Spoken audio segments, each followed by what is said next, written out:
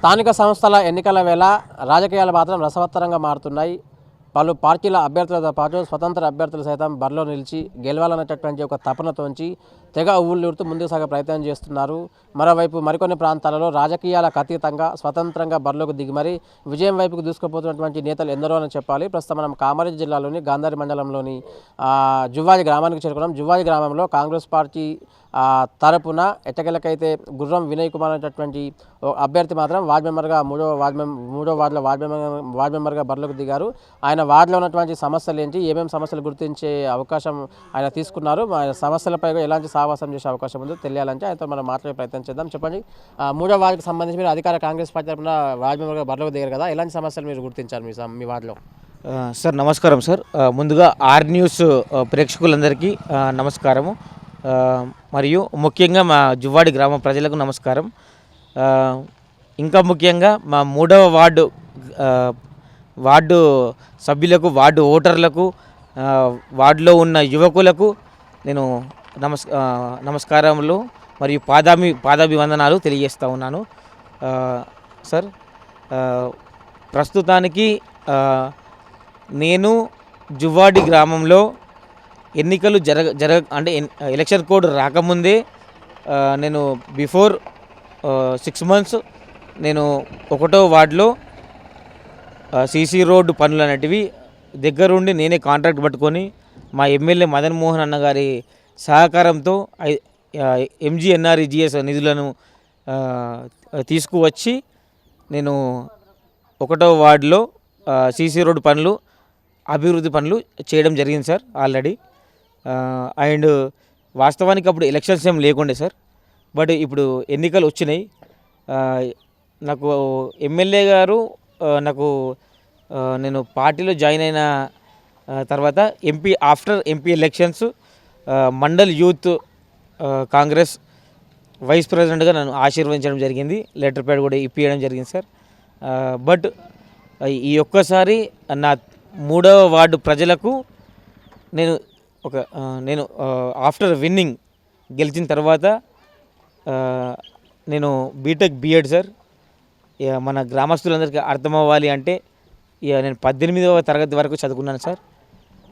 నేను గెలిచిన వెంటనే సార్ గడప గడపకు మన పాలన అనేది ఇవ్వాలని అనుకుంటున్నాను సార్. ఎవరికైతే రేషన్ కార్డు ప్రాబ్లమ్స్ ఉన్నాయో, ఎవరికైతే పెన్షన్ ప్రాబ్లమ్స్ ఉన్నాయో, అండ్ నా 3rd వార్డులో మెయిన్ ఎక్కడెక్కడైతే రోడ్ వర్క్స్ కానీ పెండింగ్ ఉన్నాయో, అండ్ డ్రైనేజెస్ పెండింగ్ ఉన్నాయో, అండ్ నా వార్డు ప్రజలకు గడప గడపకు తిరిగి వాళ్ళకి ఏమేమి సమస్యలు ఉన్నాయో అవి కంప్లీట్గా తీర్చే బాధ్యత నాది సార్. అండ్ నా వార్డు యూత్కి కూడా నేను ఒకటి కమిట్మెంట్ ఇచ్చాను సార్. ఎవ్రీ ఇయర్ వాళ్ళకు నేను గణపతి విగ్రహం, దేవుడి విగ్రహం నేను డొనేట్ చేయాలనుకుంటున్నాను సార్. అండ్ 3వ వార్డుకు సంబంధించి మీ వార్డు కదా, మీరు ఆ వార్డు తరపున వార్డు మెంబర్గా బరిలోకి దిగారు కదా అధికార కాంగ్రెస్ పార్టీ నుంచి, మీ వార్డులో ఎలాంటి సమస్యలు గుర్తించారు, ఏమేమి సమస్యలు ఉన్నాయి మీ వార్డులో 3వ వార్డుకు సంబంధించి? సార్, నా వార్డులో నేను రెగ్యులర్గా గడప గడపకు ప్రచారం చేస్తున్నాను సార్. నేను గ్రహించింది ఏంటంటే మ్యాక్సిమం నా వార్డులో రేషన్ కార్డు సమస్యలు, ఓటర్ ఐడి కార్డు సమస్యలు, పెన్షన్ సమస్యలు, అండ్ అంత్యోదయ కార్డు సమస్యలు, అండ్ ఇంకోటి కొంతమందికి చాలా పేదవాళ్ళకు ఇండ్లు కూడా లేవు సార్. అది కూడా నేను ఇందిరమ్మ కమిటీ సభ్యులతో మాట్లాడి, ఎమ్మెల్యే గారితో మాట్లాడి 100% వాళ్ళకు నాతో అయినంత వరకు వాళ్ళకు ఇప్పించే ప్రయత్నం చేస్తాను సార్. అవి అమలు చేయించే ప్రయత్నం కూడా చేస్తాను సార్. అంటే 3వ వార్డుకు సంబంధించి మీరు అధికార పార్టీ నుంచి బరిలోకి దిగారు కదా, ప్రత్యర్థి నుంచి ఎలాంటి పోటీ ఉండబోతుంది, గెలిచే అవకాశం ఉందా? సార్, నేను ఆఫ్టర్ బీటెక్ అంటే మనకు గ్రామస్తులందరికీ అర్థమయ్యే విధంగా చెప్పాలంటే 16వ తరగతి అయిపోయిన తర్వాత నాకు అప్పుడు చిన్నప్పటి నుంచే పాలిటిక్స్ అంటే చాలా ఇంట్రెస్ట్ సార్. తర్వాత మొత్తం పాలిటిక్స్లోనే ఉన్నాను సార్. నాకు బయట వాట్ ఒక గ్రామ పంచాయతీలో 15th ఫైనాన్స్ అనేది, NREGS ఫండ్స్ కానీ, SDF కానీ, ఎమ్మెల్యే గ్రాంట్స్ కానీ, MP గ్రాంట్స్ కానీ అవి ఏ విధంగా తీసుకురావాలి, ఏ విధంగా మన వార్డుని డెవలప్మెంట్ అనేది చేయాలి అనేది నాకు పూర్తి స్థాయి అవగాహన ఉంది సార్. నా ప్రత్యర్థికి ఉందా లేదా అనేది ఆయన గురించి నేను మాట్లాడలేను సార్. అంటే ఎలా ఉండబోతుంది మీ ఇద్దరి మధ్యలో పోటీ? అంటే రసవత్తరంగా ఉండబోతుందా, లేదంటే ప్రత్యర్థితో మీకు అసలు పోటీయే కాదనుకుంటున్నారా? ఒకవేళ పోటీ ఉంటే ఎలాంటి పోటీ ఉండబోతుంది? ఆయన వ్యూహాత్మక అడుగులను ఎలా తిప్పికొట్టే అవకాశం ఉంది? మీరు ఒక అధికార పార్టీ తరఫున దిగారు కాబట్టి.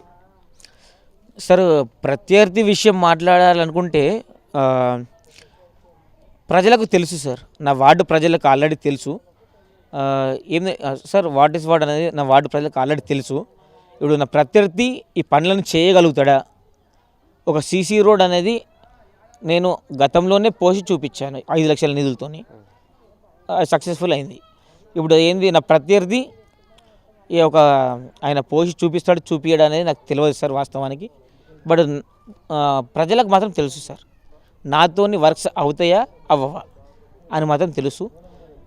నేను మాత్రము నేను ఆశించేది ఒకటి, నా 3వ వార్డు ప్రజలు నన్ను ఆశీర్వదించితే మన జువ్వాడి గ్రామంలోనే మన 3వ వార్డును నంబర్ 1 వార్డుగా నాకు ముఖ్యమైనవి రెండే సార్. ఒకటి, ఫస్ట్ థింగ్ నా 3వ వార్డు ప్రజల సంక్షేమం. సెకండ్ థింగ్, నా 3వ వార్డు ప్రజల అభివృద్ధి. అండ్ నా 3వ వార్డు అభివృద్ధి సార్. సో మొత్తం మీద చూసాం కదా, జువ్వాడి గ్రామంలో 3వ వార్డులో అధికార కాంగ్రెస్ పార్టీ తరఫున బరిలో నిలిచినటువంటి గుర్రపు వినయ్ కుమార్ చెప్తున్నటువంటి విషయాలు. 3వ వార్డుకు సంబంధించి పూర్తిస్థాయి ఇప్పటికే పలు సమస్యలు ఉత్పన్నమవుతున్నాయి.